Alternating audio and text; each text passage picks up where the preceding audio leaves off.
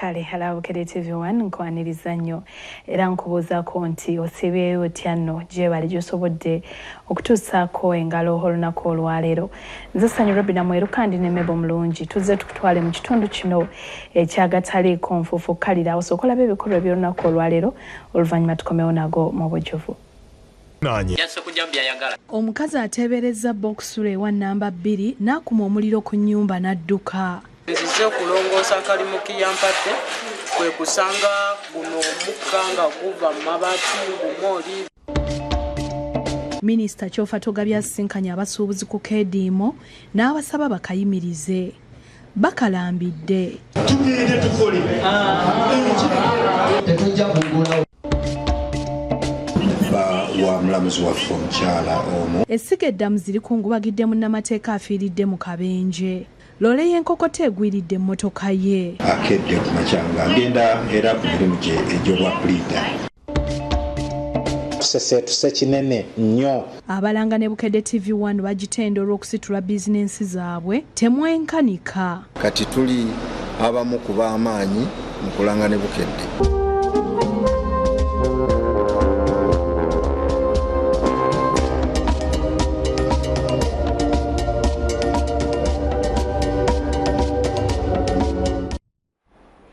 Kale bannaffe mukkalidde nsaba tunyumye agataliiko nfuufu. Tutandise n'akasattiro akabaddewo e Lusanja mu Town Council ey'e Kasangati. Omukazi bw'akumye omuliro ku nnyumba ya bba n'adduka olw'ebibaddemu byonna ne bisirika. Ono asoose kujja mu baana n'ebintu bye ebisigadde byonna n'abikumako omuliro. Abamu ku babaddewo bategeezezza nti entabwe evudde ku musajja ono okuteebereza mukyala we okubanga alinayo abasajja abalala. Wabaddewo akasatiro e Lusanja nga kino kisangibwa mu Kasangati Town Council mu disitulikiti ey'e Wakiso. Omukazi bw'akumya omuliro ku nnyumba ya bba n'adduka. Omuliro guno gutandise essaawa 2 ku makya. Nankya Mariam ow'emyaka 27 bw'akedde okufulumyamu ebintu bye byonna n'abaana be abana. Oluvannyuma n'anyika tawulo mu mafuta agabaddewo n'akoleeza omuliro mu nnyumba olwo ye n'atawanyika. Tugenza okuyingira mu nnyumba okwetegereza nga mu kisenge mulimu ekiwero. Ekiwero ekyo nga kiwunya amafuta nga kiriko n'omuliro. Ennyumba gy'akoleezezza Balubega Sula ow'emyaka 32 yagipangisa ku Hajati Nankumba Sofia nga bamazeewo emyaka 10. Omuliro guno gulabiddwa omuvubuka Isma Sempijja ng'ono Nankye eggulo limu yabadde amulaganyiza ajja amulongoosezeeko awaka kyokka bw'ayise nga tawulirayo kanyego agenza okulaba ng'omukka guva mu nnyumba bw'atyo n'atemya ku baneiba abatandise okuzikiza omuliro. Eggulo yaŋŋambye komawo olongoose okole ebiddoddo ebiri mabega y'ennyumba. Ku makya zibadde essaawa 2 nzize okulongoosa akalimu kiyampadde kwe kusanga guno omukka nga guva mu mabaati ng'omwoli biki kale ng'omukka mungi. Poliisi okuva ekiteezi etuuse n'abazimyamoto naye basanze abatuuze bagumaze amaanyi yadde ng'ebintu omuli entebe, TV n'ebirala eby'omu nju bisaanyeewo nga n'amabaati gaguddemu. Abaddukirize bakubidde Nankye essimu akomewo alabe ogubadde n'agaana ate bba bw'atuuse asigadde mu kusoberwa. Okusinziira ku babaddewo mu kyalo ono agyemu ebintu bye mubadde n'akabokisi mwe babadde batereka ensimbi z'ekibiina. Bweyasose ekezi mwana akajja alabika n'akatwanayo ki ebintu by'omusajja n'ayitamu. Yasse kujja byayagala. Naye nga kano yalese nga kagulu. Naye mu nnyumba yonna tewali kitaasibwamu. Abalala bavumiridde abakyala basusse okutulugunya babbaabwe ne balumiriza Nankya nti abadde ng'aganza abasajja abalala kyokka bw'ateebereza boxule ew'omukyalo omulala ye n'atakigumira. Kubanga neyamwendako yamukwatako ku vidiyo n'amulikodinga bulungi nnyo ng'ali mu nnyumba ewuwe bali mu buki byonna n'abisindikira n'omusajja. Omusajja temumunenya. Omukazi yabadde omwenzi. Balowooze ku bantu ababeera nabo, balowooze ku baana baabwe. Oluvannyuma n'abawumeme batuuse ne bajjako amasannyalaze okutaasa obulabe obulala. Omwogezi wa poliisi mu Kampala n'emiriwano Patrick Onyango akakasiza nti batandise okunoonya Nankya annyonnyole ku kikolwa kye kino. Kati ffe tutandise ki ogwaffe twagala kumukwata ajja annyonnyole lwaki yayokya ennyumba za Sophie. agamba yakikoze oluvannyuma lw'okuteebereza bba okusula ew'omukazi omulala alabudde abafumbo okukomya okutwalira amateeka mu ngalo nga bafunye obutakkaanya. Linda akome waka akunyonyola gy'abadde naawe olabe kiki kituufu ekirimu. Bulega Steven yakusakidde eggulire lino ku Lwabukedde TV. Yo embeera mu kibuga Kampala esiibye ya Kimpowooze olwa Kedimo k'abasuubuzi akayingidde olunaku olwokubiri. Poliisi n'amagye bisiibye birawuna ekibuga obutabaawo ffujjo lyonna. Akedimo k'abasuubuzi mu Kampala n'okwetooloola eggwangako okugala amaduuka gaabwe nga balaga obutali bumativu olw'emisolo emingi n'enkola ya electronic fiscal receipting and invoicing solution IFRIS mu bufunze akatandise olunaku olw'eggulo kayingidde olunaku olwokubiri. Obutaawukanako n'egy'abasuubuzi ne leero tebaguddewo nga kufulo ezisibiddwa ku maduuka ze ezikwaniriza. Mbadde nze kusuubula ne nsanga amaduuka magale nga nange ndi musuubuzi ekisolo ewaffe nenga eno mbeera ffenne tunyigiriza wamu ffenne eno Uganda. Wadde gubadde gutyo tekirobedde basuubuzi kujja mu kibuga okwekenneenya ekirimu nga bangi basazeewo okutuula ku mbalaza wakati mu kwemulugunya. Embeera eriwo tetukola naye tulina okigumira yadde tetukola gavumenti erina okukendeeza ku misolo. Obukiifuluza eno bwejja ejjirako 18%. 18% ebyo kiteeza bwenajja naye ngenda kwongeza olwedde oguba gufuse buki musolo bwenna kwongeza ekintu obola kumaliza tukyasobola kigula. Omusolo ogwo bwe kubanga ogambye nti 18% okugijja ku kintu bannange kiba kinene. Mu butuufu otunze kiro ya sukaali emu ogirinako amagoba ga nusu 5 kiro emu n'otunda endala ne zibeera kiro 2 gwe omutwalo bagwagalako 1,800 nga gwe n'amagoba towezaako 1,800. Ku mulundi guno omuwendo gw'abasuubuzi gusalise bw'ogeraageranya n'eggulo nga n'enguudo ezimu tezibaddeeko muntu yenna. Ab'ebyokwerinda babadde mu kulawuna ng'obwedda bali bulindaala okwaŋŋanga embeera yonna. Abasuubuzi betwogedde nabo bagambye embeera ebanyigiriza naye baakulinda okutuusa lwe banasinkana President Museveni. Officially President yayise meeting ey'abasuubuzi abagenda okulipulizentinga bannaabwe ku lunaku lwa Friday essaawa 4 mu State House nga tugenda okwogera ku nsonga ezituluma era n'okulaba zisaliddwa zitya eddagala. Akedimo kano tekakoseza basuubuzi bokka wabula n'abantu abakolera mu kibuga omuli aba bodaboda abafumba emmere abeetisi n'abalala nga nabo bategeezezza nga bwe bafiiriddwa. Tusaba gavumenti ekkakanye emisolo egyawamu gyetadde ku basuubuzi ffe ekiri wano olwaleero kitutwaliddemu naffe aba bodaboda. Okubanga naffe aba bodaboda mama Miraka amanyi nti ewaka ngenda kuddayo n'akawunga ogenda okudda engulu nga terina n'akasente n'akamukozo ki. Omwogezi wa poliisi mu Kampala n'emirirwano Patrick Onyango agambye nti tebannafuna buzibu bwonna kuba balina okukuuma bannakampala n'ebyabwe. Kubanga tutaddewo abaserikale baffe abali mu kurawuna n'okuwaayo security eri ku basuubuzi ne ku bantu. Mu ekyo minisita w'ebyensimbi Matiya Kasaija afulumiza ekiwandiiko ku bye bakaanyizaako n'abasuubuzi mu nsisinkano eyabaddewo olunaku lw'eggulo. Mu kiwandiiko kino Kasaija alaga nti bakaanyiza nti ajja kubabulira mu wiiki 2 ku nsonga y'omusolo ogwa VAT. Ku nkola ya IFRIS bakaanyiza nti URA esooka ebangula abasuubuzi ku nkola yaayo era baseewo ne woofiisi mu kikuubo egenda okuyamba ku basuubuzi okuginnyonnyola n'okubayambako. Ekiwandiiko kiraga nti akulira URA John Rujoki Musingozi wa kukola olukalala lw'abasuubuzi ababanjibwa mu nkola eya IFRIS eri minisita balabe engeri gye bayinza okusonyiyibwamu. Agambye nti oluvannyuma lw'ebyo byonna abasuubuzi baakugulawo amaduuka gaabwe emirimu giddemu kinnawadda. Disan Mutyaba ne Brenda Namale be bakusakidde eggulire lino ku Lwabukedde TV. Ate minisita omubeezi owa Kampala Kabuye Kyofa Togabye asinkanye abakulembeze b'abasuubuzi ku Kedimo ke balimu mu kibuga. Ono abasabye bagulewo amaduuka kyokka bo bakalambidde. Bagambye nti balina kusooka kusinkana President Museveni okusalawo ki kye balina okuzzaako. Minisita omubeezi wa Kampala Kabuye Kyotwaga byasinganya abasuubuzi n'okwefumitiza ku ngeri gye bagenda okugonjolamu ensonga ezaviddeko okugala amaduuka gaabwe saako okubaganyizaamu ebirowoozo ku nsigano gye bagenda okubeeramu n'omukulembeze ow'eggwanga. Ensisinkano ebadde ku Fair Hotel mu Kampala nga yeetabiddwa abakungu mu gavumenti ab'ebyokwerinda n'abakulembeze b'abasuubuzi. Ssentebe wa Kasita Thaddeus Musoga atotodde okusomozebwa kwe bayitamu omuli emisolo emingi wamu n'enkola ya FRIS gyagambye nti abasuubuzi tebagisobola ng'asabye ekome mu makolero. FRIS yatufukidde ekizibu era abasuubuzi basaba basigale ku fakitole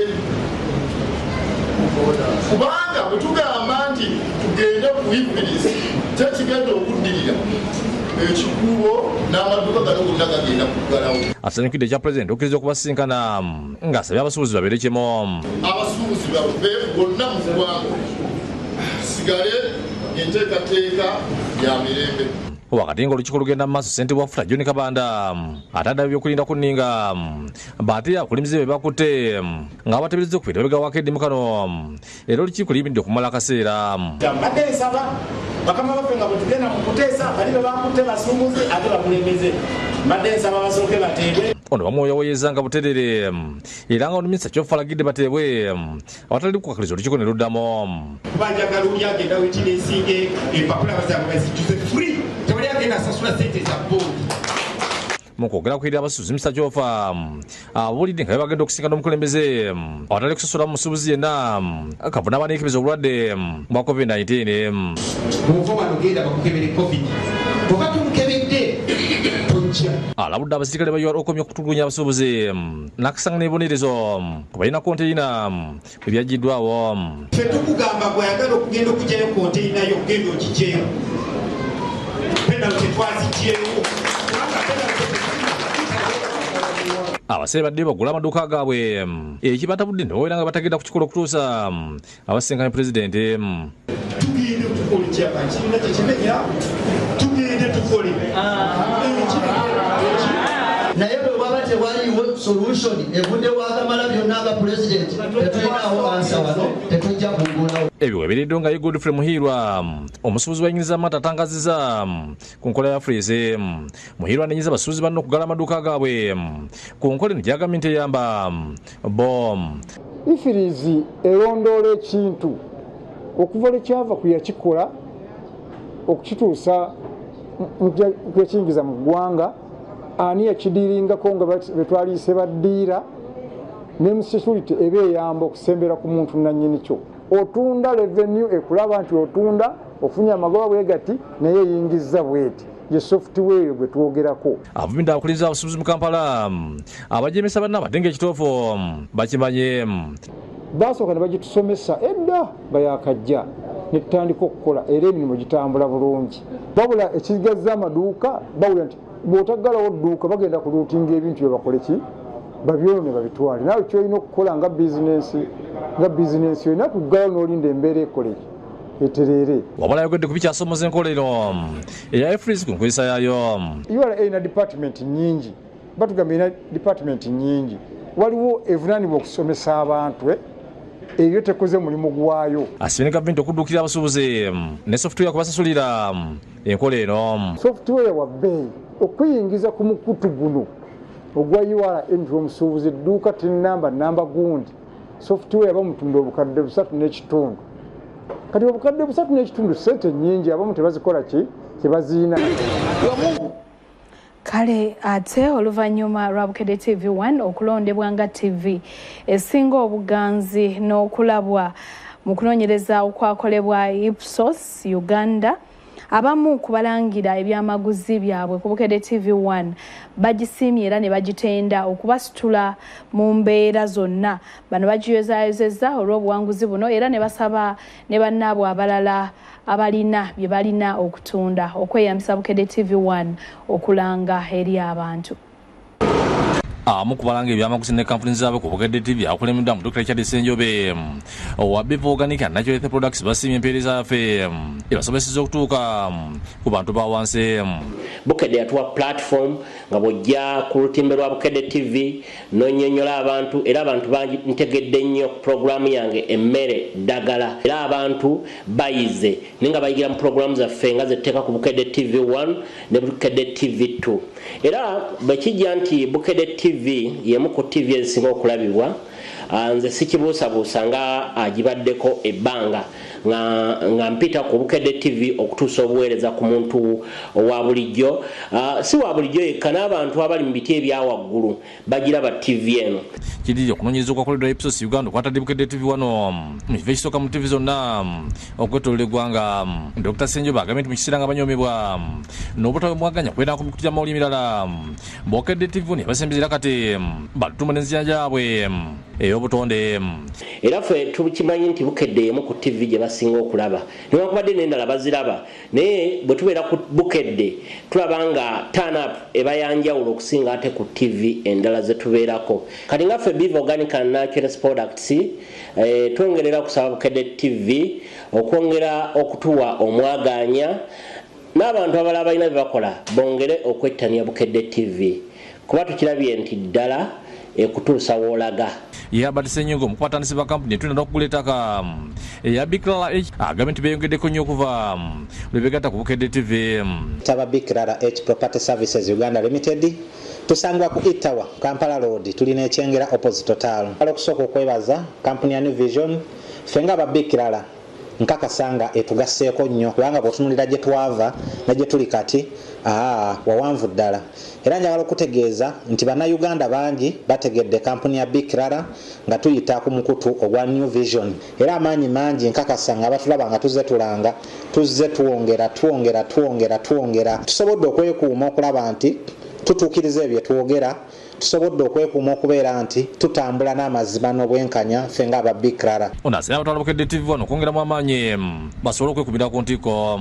Wabula njagala okubasaba okwongera okuuma kyemulina kati okukyongerako obwongezi kwe kwongera okutegeera omuntu oyo wa wansi era n'okumanya ebyo omuntu wa wansi byeyeetaaga kubanga ffe gye tuyitira okusalawo okunywerera ku Bukedde abantu batukakasa nti ye TV gye bakyalabamu amaanyi era bangi gye balabako balabira naffe abajja okugirangirako okubeera nga naffe tweyongerayo mu maaso. Ne Haji Rashid Ssenyogo wa Chapa Enterprises ng'alanze naffe kati emyaka 7 atendereza Bukedde olw'empeereza yose ako n'ebirungi byagifunyemu. Tukyenyumiririzaamu nti nga bwe tugenda tubeera ab'amaanyi mu kulanga nayo ate ne mu bizinesi tugenda tufuuka ab'amaanyi. Azannyo olw'omulimu omulungi n'obuweereza obulungi. Atendereza programu za Bukedde TV nganze naddala mwalangire byamaguzi byokuli Prestige Majaline Sabuni w'Obungu Watose Lanzo Jama n'ebirala. Bukedde tetujejjusa lwa nsonga nti okuva lwe yatusanga na kati tetuli kyekimu kati tukubisaamu emirundi okuva lwe twatandika nayo etukoze bulungi products zaffe zitegeerekese okuva ku muntu owa wansi paka ku muntu owa waggulu Uganda yonna zitegeerekeka so okulanga kwaffe nabo kitukoze bulungi ddala. Kubiriza abasuubuzi banno okulanga ne Bukedde basobole okuyitimuka. Nkunga abantu mwenna abalina bye mutunda okujja mulange ne Bukedde lwa nsonga nti kusitula gwe kennyini ne products zo okuzimanyisa abantu abalala. Ekyokubiri bantu abatuula ne bakuwuliriza ng'olina ensonga. N'amu ku bantu be tumusanze nabo bategeeza nti ebintu bya Chapa byalanga babirabe ku Bukedde. Ebintu bya Chapa nze ewaka nyinayo bekale neera byenkozesa baking powder Prestige ate bya layisi. Era twabirayo ku Bukedde okujja waneeno Bukedde tujebaze. Mwekino mubuza President ku nsonga z'ebibira n'obutonde bw'ensi Professor Gilbert Bukenya abizaze Bukedde TV wano olw'obuwanguzi bwe yatuuseeko ategeeza nti Bukedde ensala ennyo mu kulwanirira obutonde bw'ensi n'okwanika abifunyiridde okubusaanyaawo. Njogera mazima aba Bukedde TV mbeebaza nnyo kubanga muvuddeyo ne mulaga ekintu kye tukola. Mwe ba pioneer mu kulwanyisa okwonoona obutonde bw'ensi. Mwekyo alabudde bonna balina ebyapa ku ttaka libibira ne muntu baze kubizeeyo kubanga tagenda kubattira ku liiso. Kati waliwo baakankubira emunyonyi eyo nti waliwo ayiwa ettaka mu nnyanja misana kiro, nayo njagendayo kuba ne bwabaani ku butonde bw'ensi tujja kulaba nga tumugamba nti ono tukolera kikyamu. Yegatiddwako obutundu bulala abantu initiative abakulembeddwa mu Dr. Makigoze ne Enja Shirafu abalaze obulabe obutolekedde singa buli omu tasituukira mu kutaasa obutonde bw'ensi ne basima obukedde olw'okubeera ensale mu kulwanirira obutonde. Kati mulaba nga wano floods na wano wennyini wafulaadinga nnyo mazzi gava waggulu eyo. Tetubikutte bulungi, tulina okukyusaako engeri gye tukola ebintu. Twakasimba miliyoni ezisukka mu 2 ez'emiti okuva lwe twatandikira ddala myaka 6 kati egiyise. Ismail Nsubuga ne Buyondo William byakusakidde eggulu eno lwa Bukedde TV. Kale bannaffe n'emboozi eyokkiriza tuwummulemu katono tudde n'ekitundu kyaffe ekyokubiri ekyagataliiko nfuufu tovaawo. Linda ne bino Kitalo omuvubuka asanjaze muganda we n'omwana lwa kumulemesa kutunda kibanja. Kale omulabi waffe nnyongera okwaniriza n'okwebaza okuba nti okyekuumidde ku TV namba emu TV ey'omuntu wa bulijjo. Bwe tuyongerayo n'ekitundu ekyokubiri munnamateeka afiiridde mu kabenje ku bitaala eby'enkumba bw'abadde agenda okukola nga kino kiddiridde ekimotoka ekitabula enkokoto okulemerera omugoba waayo ne kigwira emmotoka mwabadde ne kigibetenta. Kano ke katambi akafulumiziddwa poliisi akalagala oleeta bulengo kuti ya kampuni ya Sene Brothers namba UN lwanasitumukagadde ebadde eva Kampala okudda Entebbe erebedde omugoba waayo neyagala okwamuka akafumbo okukana nga gwidde emmotoka ya Buyonyo namba yubikyo 371 kyo n'egibya byataza.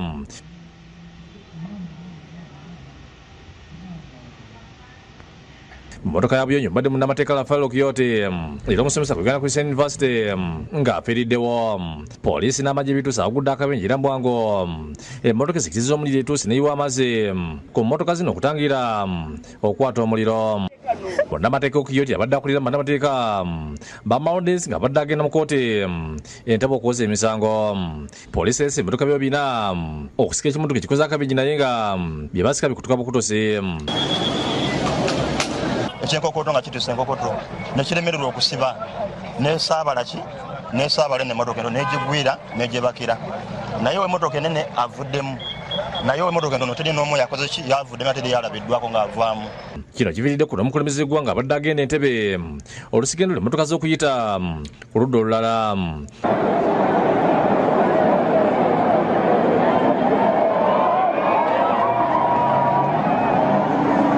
Oluva ekimotoka ekisitula ebizito kireeteddwa nga kino ekiyambye okutegula ekimotoka kino n'emmotoka ya puliida n'omulamu ne bijjibwa olumu okutwalibwa ku poliisi Entebbe olw'abantu okuyikawo mbonje.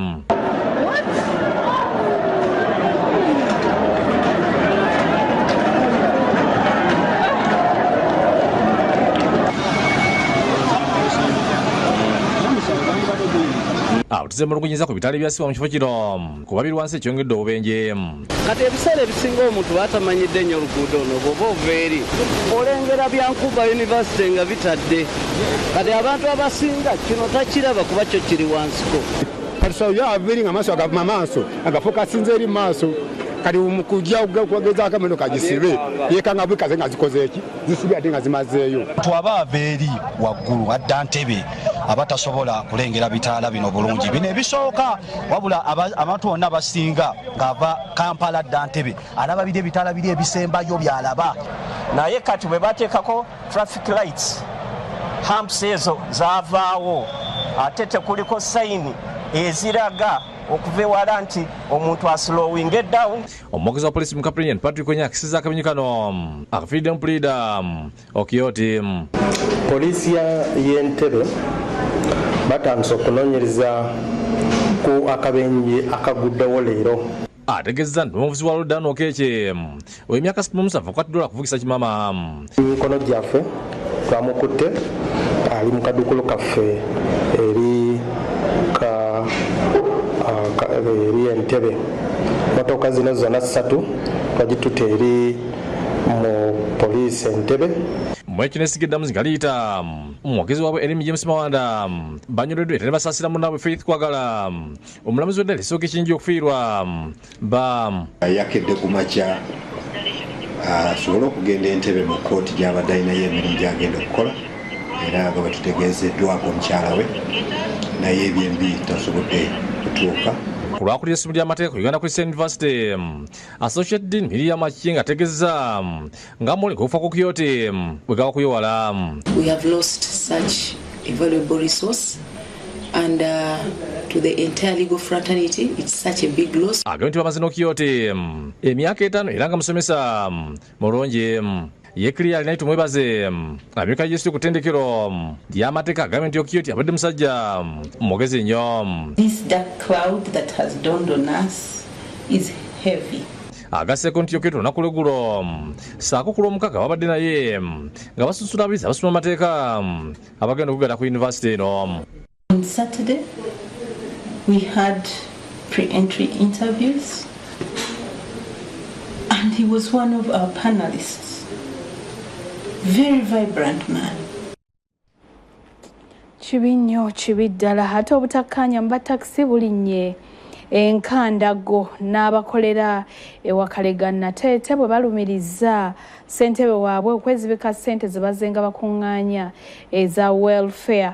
Bwasabiddwa okunnyonnyola atuuyanye n'okwekatankira amazzi ag'okumwokumu. Olunaku lw'eggulo mawulire agataliiko nfuufu twakulaza akanyola bikyakabadde ku woofiisi y'abadereva ba takisi abeegattira mu kibiina kya UTOF Rubaga nga balumiriza abakulembeze baabwe okubulankanya ensimbi za welfare ze bakuŋŋaanya. Oyo mukulu lubwamu omulaba alina koodi gy'ayagala yaleese abaana obuzibu okuba nga bakola kinga bakyankana na buli ssaawa. N'olwaleero badereva abakolera wakaliga Nateete nabo baddukidde mu woofiisi y'emu ne beekubira enduulu nga balumiriza ssentebe Bwanika Bene okukumpanya ssente ezisoloozebwa mu welfare. Essente tetukyafuna tebakwata ddereva munnaffe ne bamukwata ne bamuteeka munda kabu tunoberamu mukola naye nga bakulaga nti toli mukozi batusaba ssente tujjeko tutekewo abantu betukola ki tujjewo bali tutekewo ffe betwagala omukulu ono n'abavuvuba.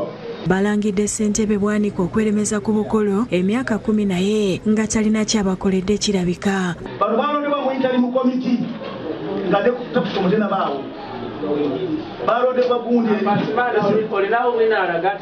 kyagwako na taata. Abakulembeze Rubaga balagidde ssentebe Bwanika annyonnyole ku bimwogerwako n'ategeeza nti kituufu bazze batereka ssente naye nga talaga gye ziri. Atuuse n'okujuliza bammemba abaafa nti yabajjanjaba n'okubaziika era nti yabasaasaanyizaako ssente z'atamanyi muwendo. Ebyo byonna bye boogera si bituufu, nze siteegi ngikulembedde bulungi era n'embalirira ya ssente ngirina embeera zajjawo kutabuka lw'abantu baafa nga tebalina ssente ate ne twewola. Bw'abuuziddwa ku nsaasaanya emulemeredde okulaga wakati mu kutulukuka entuuyo n'okwekatankira amazzi ag'okumukumu. Yadde sekurita litaliiwo omuntu yenna avudde ku viizaawo kiriikirira olabye ekiyinza okubaawo kyesinga kulaba nti sente agenda kwizira. Badereva bagamba bamukooye era nti bakumusenza luti okutuusa nga baviiridde ku siteegi yaabwe. Naye mbadde nsaba siteegi we batekulise omukulembeze nga Bwanika nga medisitiki lwaki ogiremerako. Kwegamba nga buli omu waali wano bukambwe bwalina okuwulira nti abakakiiko bawumuzza bonna tulabe nti tuleeta abala sente ezo bitandika okutwaliza bulungi. Ssentebe wa UTOF Rubaga Ssentongo Charles aweze okufaafaagana n'abakulembeze ababulankanya ssente z'abadereva watali gwagenda kuttira ku liiso. Tetugenda kukkiriza mu dereva wa takisi kubonaabona ffenna nga twegasse mu kibiina kimu ekya UTOF. Tuvuddeyo bukuukuubira okulaba nga dereva wa takisi afuna emirembe. Era wakakiiko yenna alina okubulankanya ssente za dereva wa takisi ku siteegi weeseetinge mangu. Yeebazizza bukedde olw'okugyayo obulumi bw'abadereva. Ku Wakaliga siteegi tubadde nayo olwaleero era netwebaza Bukedde TV okuvaayo nnyo nebeera ng'erondola ensonga z'abadereva ba takisi okubeera gye tutambulira naffe ne bamanya ebituluma eggwanga n'ebitegeera. Martin Kiza yakusakidde eggulire lino ku lwa Bukedde TV.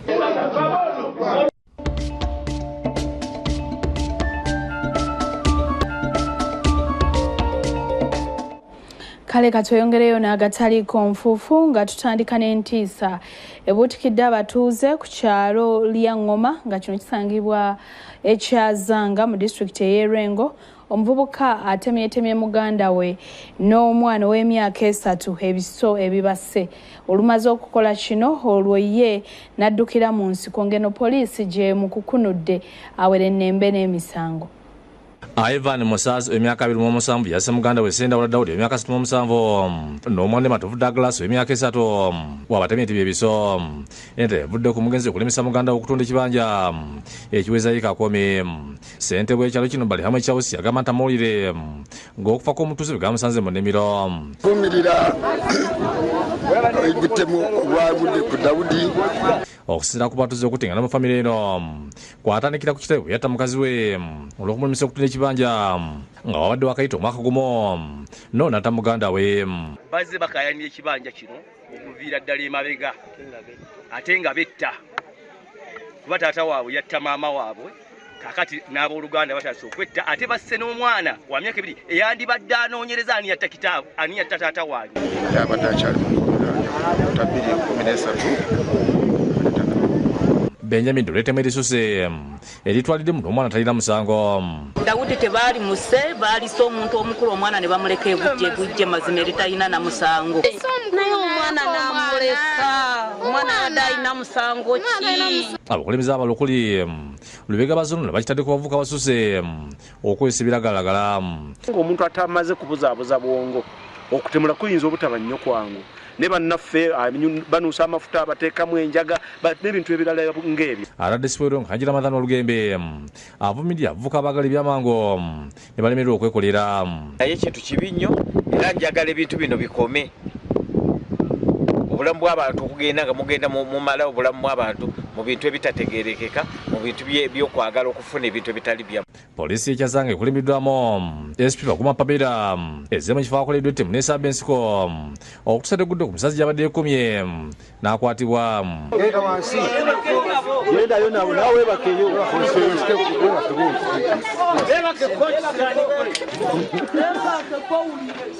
yebazizza abatuuze olw'obutatwalira bateekamu nga leera n'abakubya g'omukwate bagenda okuvunaanibwa mu mateeka. So tubakakasa nti mwami Ivan mwesigwa tumuyina mu kkomera tugenda kukola ekisoboka tulabe nga amateeka gakola ki gamukwasa n'ebirala. Florence Tumpende yakusakidde eggulire ku lwa Bukedde TV. Kale eyo nga tuvuddeyo ate olukiiko olw'abalabirizi nga luno lutudde ereza lulonze Reverend Canon Jacob ateireho ng'omulabirizi ow'omukaaga owa Bunyoro Kitala. Reverend Canon Jacob agenda kudda mu bigere by'omulabirizi Samuel Kahunda ng'ono agenda kuwummula. Reverend Jacob agenda kutuuzibwa ng'ennaku z'omwezi 11 omwezi ogw'omunaana omwaka guno ku St. Peter's Cathedral Hoima. Canon Jacob yazaalibwa ng'ennaku z'omwezi 24 omwezi ogw'omunaana omwaka 1968 mu ddwaliro Hoima. Yayatula obulokozi nga 5 omwezi ogwokuna omwaka 1991. Yayawulibwa ng'omudiyankoni ng'ennaku z'omwezi 5 omwezi ogwokubiri mu mwaka ogwa 2006. Olwo n'afuuka omwawule ng'ennaku z'omwezi 23 omwezi ogw'omusanvu omwaka 2006. Canon Jacob musajja mufumbo eri Irene Kobusinge nga balina abaana 5. Alina diguri mu byeddiini okuva mu UCU. Mu kiseera kino ye viika wa All Saints Cathedral Hoima.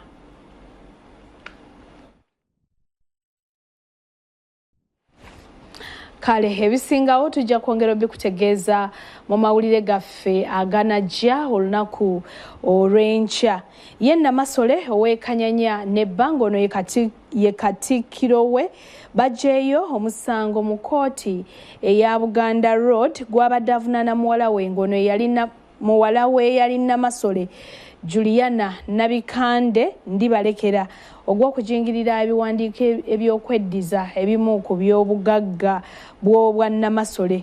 Omulamuzi alagidde baleete obuwandiike obulaga nti emisango gino bagiggyeeyo. Namasole w'Ekanyanya Mangadalena Ndibalekera ne Katikkiro we era bba Abraham Luze bajayo omusango mu kkooti ya Buganda Road gwe babadde bavunaana muwala we yali Namasole gwe yasikira Juliana Nabikande Ndibalekera ogw'okujingirira ebiwandiiko yeddiza ebimu ku by'obugagga bwa Namasole. Babadde mu maaso g'omulamuzi Ronald Kahizi era olwaleero lwabadde addamu okuwulira obujulizi okuli obwa Katikkiro Luze eyalumiriza abawawaabirwa ku buzi bw'emisango gino. Luze bw'ayimiridde mu kaguli ka kkooti ategeezezza nga basazeewo okugyayo emisango oluvannyuma lw'okufuna okuwabulwa era nti bakikoze tebakakiddwa wabula okwagala okutabagana n'okunyweza ennono ya Buganda. Bategeeraganye ng'oludda lubadde complaininga to keep a settlement and we reached a settlement, a compromise unconditionally withdrawing this matter. Ono ategeezezza omulamuzi nti ne Namasole mukyala we mu kkooti mwali era naye n'ayingira akaguli n'aggumiza Katikkiro we kyayogedde.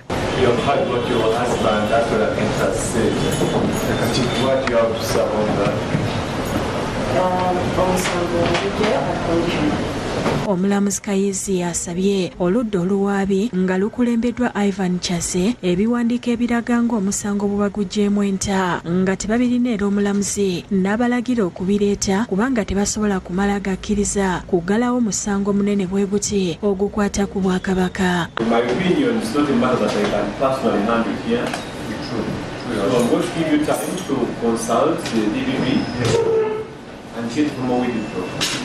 Ayongezaayo okuwulira omusango okutuusa nga 16 omwezi ogujja olwa babadde baze okuwa obujulizi ne basoberwa era nti tebakkiriziganyangako na kyakugjayo omusango. Nze ndi omu ku famire kubanga nze taata wa Namasole nenze nteesaganya sirazimanyako. Bino bibeereddewo nga n'omulamuzi wa kkooti ento ewozesa emisango gy'abalyake n'abali b'enguzi ewandegeya Joan Asiro asindisa abakyala babiri mu nkomyo lwa kujingirira biwandiiko n'ekigendererwa eky'okubba ettaka ly'abantu. Anet Ndagire ne Pamela Kyasimire be basindikiddwa mu kkomera olw'okwekobaana ne bajingirira ebiwandiiko omuli ebyagaba emmaali y'abafu, ebyapa transfer, alisiti n'ebirala era omulamuzi abasomedde emisango 11 ne bajeegaana. Kigambibwa emisango baagiza ne Kabogoza Dalawusi nga mu kiseera kino akyanoonyezebwa okwosaako Kichoncho Royce omukozi mu woofiisi ya URSB nga bano baajingirira ebiwandiiko okugaba ettaka lya Grace Mary Nandawula erisangibwa Ssekiwunga Busaale Busiro mu disitulikiti ey'e Wakiso nga byaliwo mu Septemba wa 2021.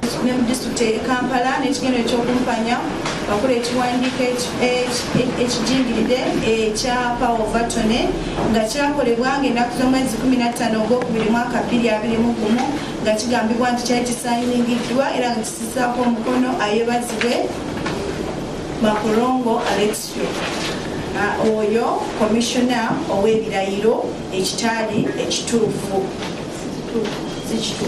Bannamateeka babawawaabirwa okuli Twetiise Christopher bagezezzaako okusabira abantu baabwe okweyimirirwa wabula omulamuzi n'ategeeza nga wewatali budde omusango bw'atyo n'agwongezaayo okutuusa olw'okutaano nga 19.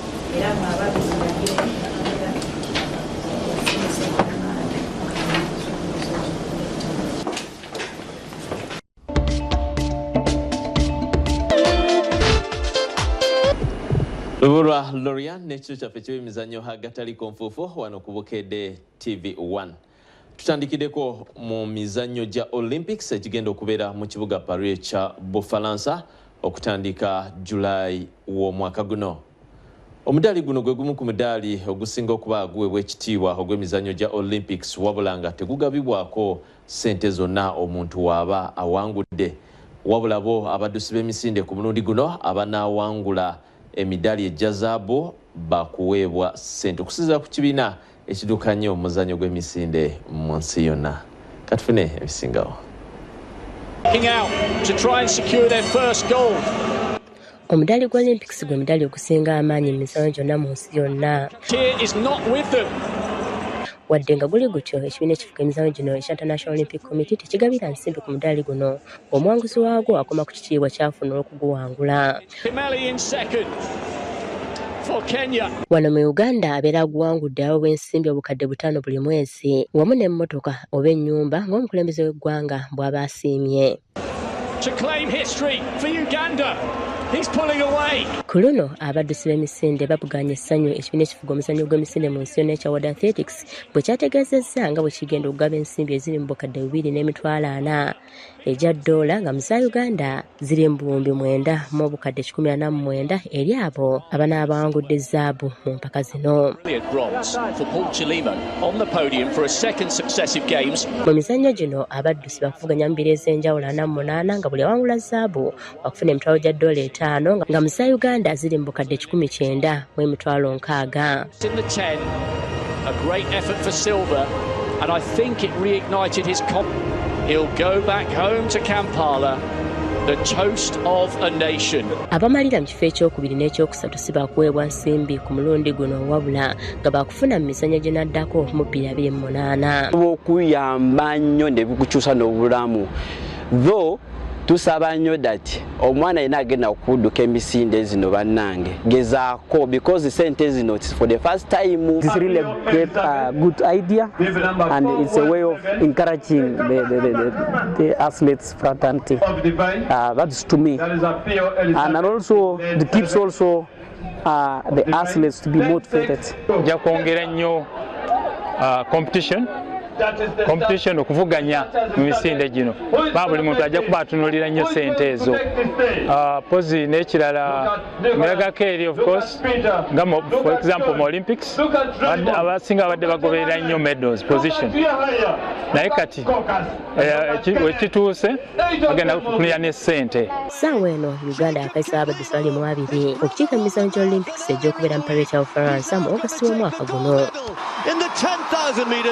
Ate nga tuvudeyo nga ekibiina ekidukanya omuzannyo gw'emmotoka wamu n'eddigi wano mu Uganda ekya FMU kirindiridde okuba nga kifuna obukulembeze obujja. Olunaku olwaleero omusasi waffe awayizaamuko ne George Kajimu eyaliko pulezidenti w'ekibiina kino ekya FMU nga kati akomyewo ayagala kuddamu kuba nga afuna omukisa okulembera ekibiina kino. Biki ebipya byasuubira okuleeta ku mulundi guno? Katwabe emboozi ya George Kajimu. Eyaliko President wa FMU ebisanja 2 wakati wa 2009 ne 2012 George Kajimu y'omu ku bantu abasatu abavuganya ku kifo ky'obwa President wa FMU. Oluvannyuma lw'okulembera ekibiina kino ebisanja 2 tolema kwebuuza wa wajje ekinyegenyege okwagala okuddamu okulembera ekibiina kino. Olwekyo olwaleero nkomawo motorsport kubanga abantu abali motorsport bagamba nti kyandibadde kirungi nnyo okundaba nga nkomyewo naddala mu kiseera kino kubanga motorsport etambudde nga bwe yandibadde etambula. Kajimu alina ebintu byeyenyumirizaamu mu kiseera bwe yakulemberera omuzannyo guno. Njagala okulaba nti tutandika okufuna abavuzi abava ku level ya national ne bagenda ku level ey'ensi yonna. Bwe nali nga ndi president wa motorsport natandika initiative eyo era nzijukira bulungi Eunice Bakunda y'omu gwe nasobola okutwala okutuuka ku level eya international era n'agenda n'asobola okukola practice n'asobola okusoma. Ono agamba singa amaana bamuwa obwesige ne bamuwa akalulu alina bingi by'asobola okukolera omuzannyo guno okusingako ne mu kiseera bwe yali omukulembeze. Kwe kulaba ntuzimba amaka ag'emmotoka z'empaka. Ekyo tulina okuzimba offices ezaffe nga za mmotoka za mpaka. Era kakasanga ekyo tujja kusobola okukikola kubanga motorsport erina ssente nnyingi ate esobola okufuna obuyambi bungi.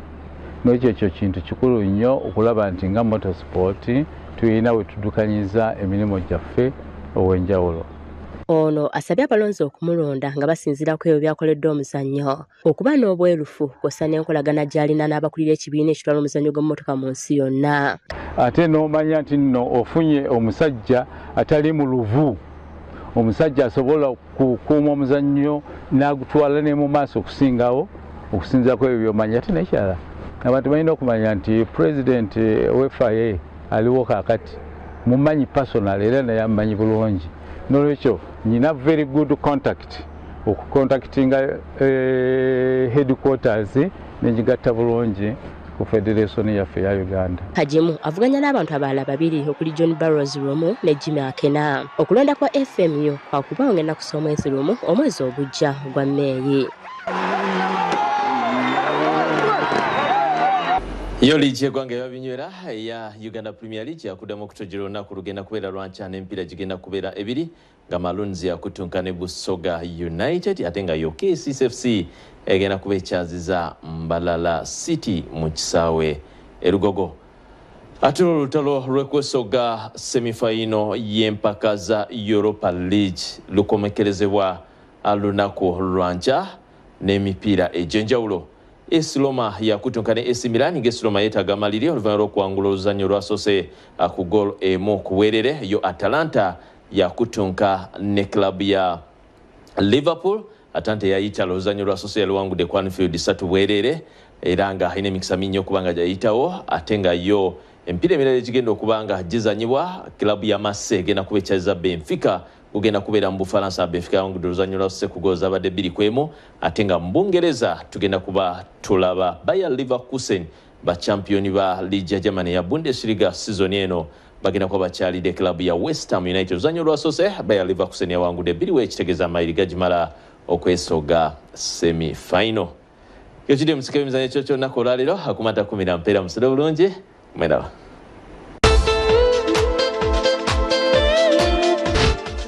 Akadde kootuwadde netambula ffenna mu kitundu kino ekyagataliiko nfuufu agasubiddwa tujjaga kuddira mu kusaawa 12 ez'okumakya.